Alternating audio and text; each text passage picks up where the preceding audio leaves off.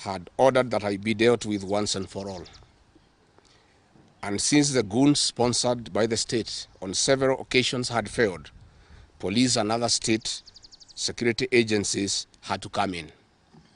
At about 11 a.m., same Sunday, 18th May 2025, this information was communicated to the Inspector General of Police, the Director General of the National Intelligence Service, and the Director of Criminal Investigations by the CS Interior Kipchumba Murkomen, and consequently, a killer squad composed of 101 lethal and dreaded officers from the administration police and seconded to the National Intelligence Service, accompanied by officers from the DCI, the Anti-Terrorism Police Unit, the General Service Unit, and the regular police were deployed. This killer squad have been carrying out extrajudicial killings and abductions. Yesterday, they were mobilized and cordoned off and blocked all exits from Gatanga constituency. This squad was armed to the teeth and hooded and with masks to conceal their identity because of the heinous acts they wanted to commit on us. This is despite that there are existing guidelines from the High Court that officers should be in uniform and not conceal their identity. At about 2:30 p.m., we received further intelligence from the deployed patriotic officers who are not in agreement with the information that they had clear instructions to plant arms and weapons in our convoy to provide evidence to arrest us and get evidence that they could charge us with in court. After about 30 minutes, the killer squad was joined by their counterparts who are highly trained in the use of biological weapons. Their instructions were to poison me through inhaled chemicals that would paralyze my brain within 3 months. This was the intent and the purpose of the whole operation. My team and I sought alternative routes as guided by the deployed security personnel, majority of whom are our supporters and opposed to what is going on. We have credible information that President Ruto has directed that my private security personnel be disarmed and be targeted for withdrawal of their licenses so that they can leave me vulnerable to allow room for goons to attack and possibly eliminate me. President William Ruto has expressed ungovernable anger that the state-sponsored goons are being overpowered by my private security personnel who are licensed gun holders. President Ruto is furious that the people of Kenya have not forgotten about the Kiambaa church massacre, where children and women were tortured in the 2007 and /8 post-election violence, and is unhappy that I keep on reminding the people of Kenya of the heinous act.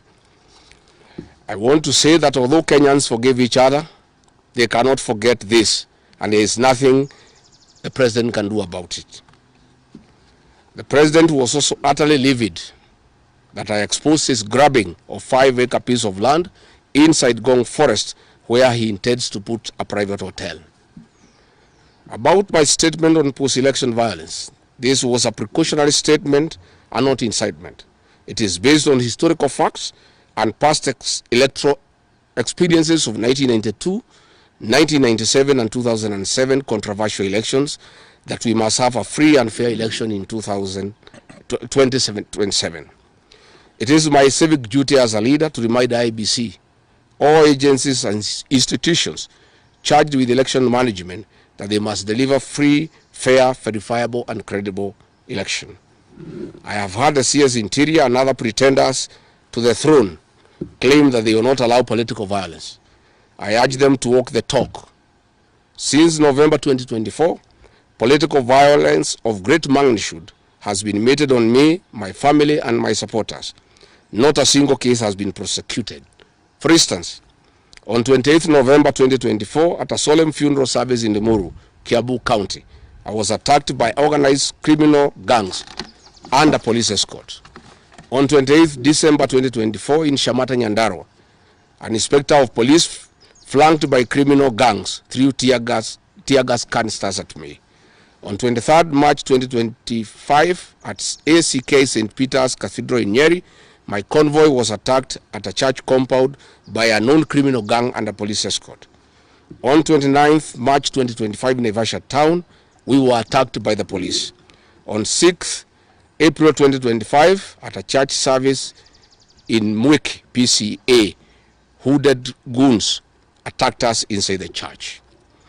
We dismiss with contempt the loose talk by CS Interior that during the DCP party unveiling, where goons dared to cause chaos were fighting for handouts from us. These were state-sponsored, but fortunately, they were overpowered by security personnel and supporters.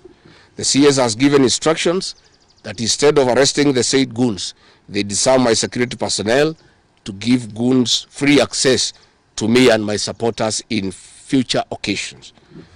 Let it be known that our party DCP has organic support, and we do not pay supporters to attend our meetings the way the government is doing to people to attend their meetings. Finally, let me assure the planners of this violence that you will not stop the cause of the people of Kenya. The one-term movement and the DCP party popularity will not be stopped and will not be slowed down. The cause to liberate Kenya is not about Rigathi Gachagua. All the leaders with me. Wasting time and resources to stop me is a zero-sum game. The people of the Republic of Kenya have said that lies must stop, roads must be built, corruption must stop, abductions and extrajudicial killings must stop, education and health systems must work. They are some of the things that are making the people of Kenya restless. We are putting our supporters on high alert that they have the right to express their frustrations if injustice is meted on us. My supporters and I will not be cowed or intimidated by the use of the criminal justice system to manage politics. The drama of waylaying us on roads should be stopped. If the government knows that I have committed a crime known under the laws of Kenya and identified in the penal code, they know all my homes. And I'm here. They know my manyora home. They don't need to waylay me on the road. Let them just come here, and if we have committed a crime, they can come and arrest me and take whatever action that they want to take. That is the end of the statement.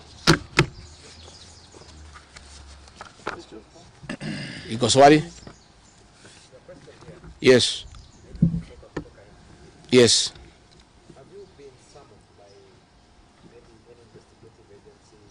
There are concerns that maybe you've snapped some. I have not been summoned by anybody, and I'm waiting if there is any summon. What happened is that they wanted to plant weapons in my convoy, and they wanted to use chemicals so that they can paralyze our brain the way they did to Kenneth Matiba.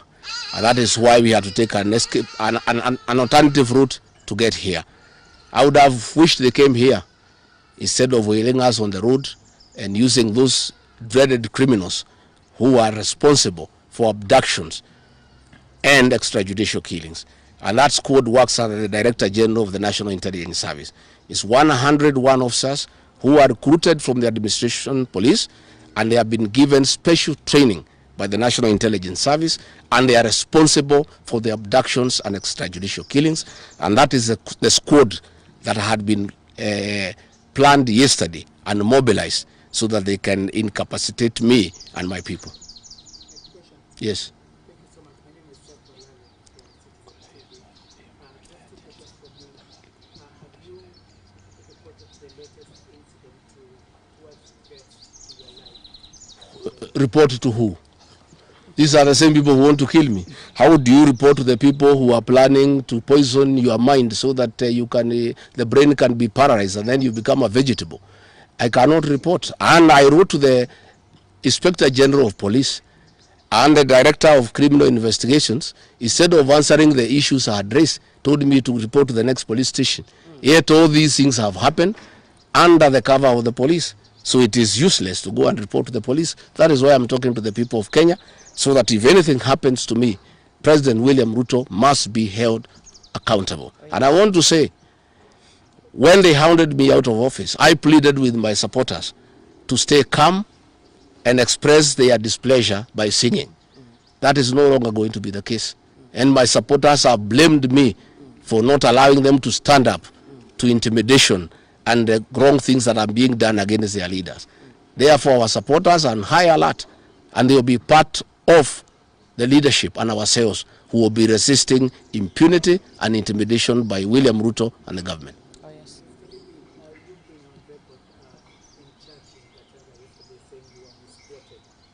But in that particular show, you also had stating that should the elections be rigged in 2027, then it's going to be worse than how it was. I didn't say I was misquoted. I said the interpretation is wrong.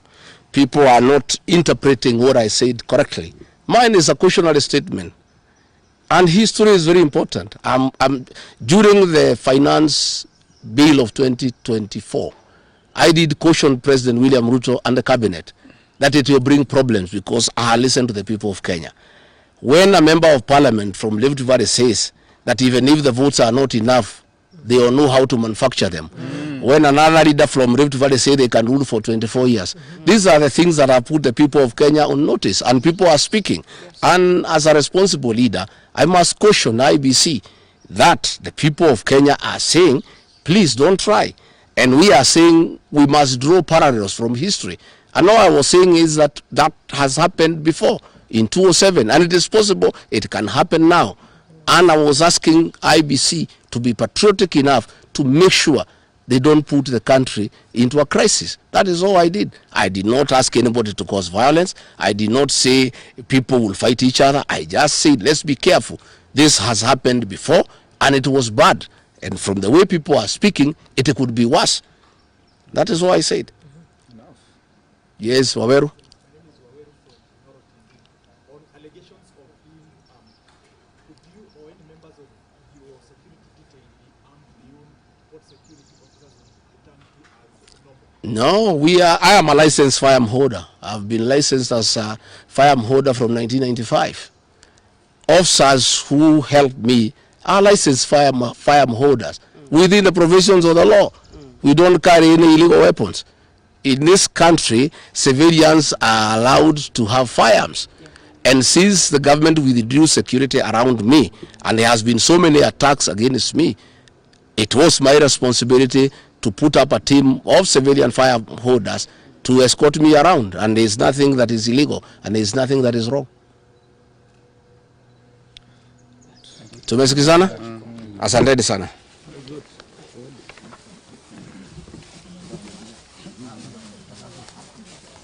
Karungo.